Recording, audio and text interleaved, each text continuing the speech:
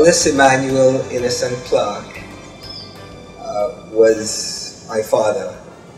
To my sister Margaret Ann and me, he was simply Daddy. He had a very illustrious career, held many positions, but most importantly to him, I think, was his role as a father and subsequently a grandfather. Even though at times he was extremely busy, he traveled a lot, particularly when he was ambassador to Washington, D.C. and our representative at the United Nations. But he always found time to be with us and to guide us and to help us.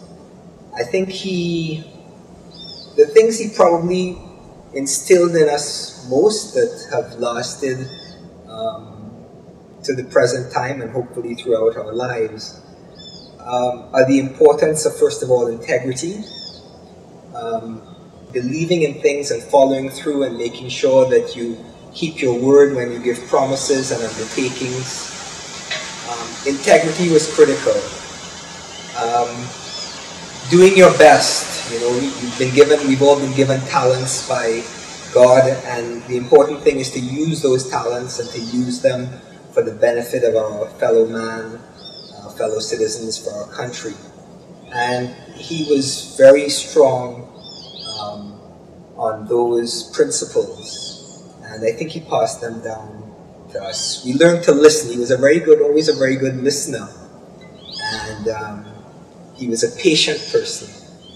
And I think that those virtues, I hope, that my sister and I have gained. A turning point for him was with the birth of his grandchildren. The grandchildren provided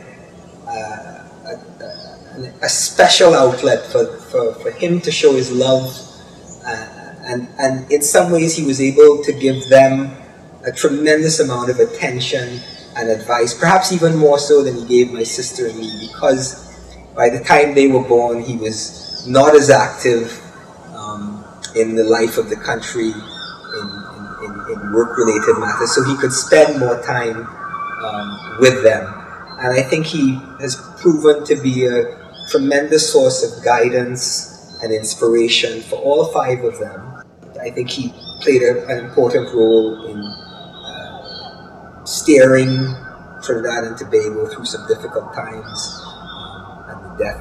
I particularly remember the death of Dr. Eric Williams as Prime Minister, and I think there was a very smooth transition after a lengthy period of one man being Prime Minister. So I think he had a wonderful life. He was a tremendous inspiration to his family, and as I say, he would have been very happy and proud to receive this award. And we, his children and his grandchildren and his extended family, are very grateful that he was nominated and is to receive this award.